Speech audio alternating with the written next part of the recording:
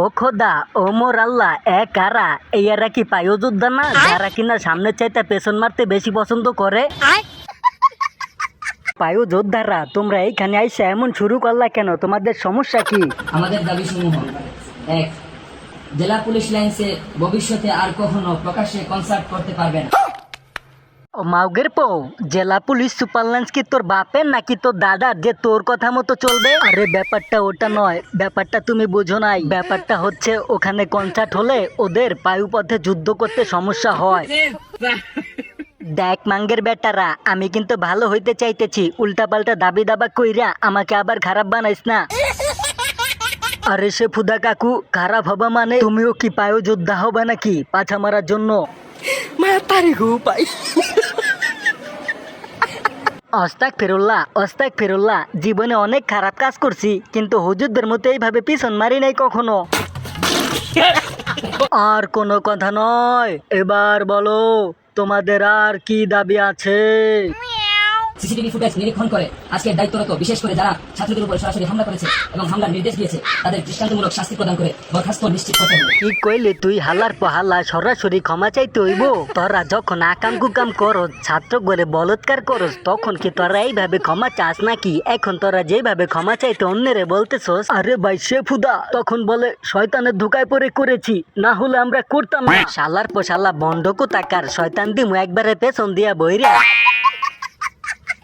তোমরা বেশি বাড়াবাড়ি করো না, বলৎকার করতে করতে হয়তো তোমাদেরটা অনেক বড় হয়ে গেছে, তবে আমার থেকে না। সবাই চুপ করো, বলো তোমাদের আর কি দাবি আছে? আহতদের যথাযথ ত্বরিত চিকিৎসা ও উপযুক্ত জরিমানা নিশ্চিত করতে হবে। ও হাল্লার পো হাল্লা, আহত গো চিকিৎসা আর জরিপানা নিয়ে পইরা রয়েছো তোমরা। যখন তোমরা ছাত্রদের সাথে বলৎকার কইরা তাদের সুন্দর ক্যারিয়ারটা শেষ করে দাও, তখন এই বিবেক বুদ্ধি কোথায় থাকে? নাকি তখন কুকুরে মুতে? মন্ডাই কয় শালা গো টুনটুনিটা কাইটটা হাতে ধরাই দেই। হালার জীবনে আফসোস রয়ে গেল, এত খারাপ হইলাম আমি, কিন্তু অগমত হইতে পারলাম না। হ কাকু, শালার পো শালারা তোমারেও ডুবাইয়া দিছে। সবাই চুপ করো, বলো তোমাদের আর কি দাবি আছে? আগামীকাল সকাল 10টার মধ্যে আমাদের দাবি বাস্তবায়ন করতে হবে। ও হালার পো হালা, 10টার মধ্যে বাস্তবায়ন না করলে কি আরো 10টারে বলৎকার করবি নাকি? কাকু শেফুদা, ওগুলো দিয়া কোনো গ্যারান্টি নাই, ওরা করতেও পারে।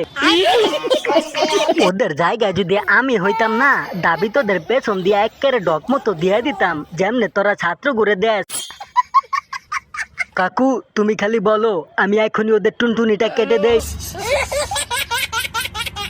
এই শালা গো টুনটুনি কাটলে ওরা ঠিক হইব না, শালারা এত খারাপ, সমাজটারে শেষ করে দিল। এই শালারা ও যোদ্ধা হইলো ঠিকই, তবে 71-এর নয়, জুলাইয়ের নয়, শালারা হইছে পায়ু যোদ্ধা। সবাই চুপ থাকো, বলো তোমাদের আর কি দাবি? আমার তো খুব আফসোস লাগতাছে, তগো এখনো ঠিক রাখছে কোন কারণে?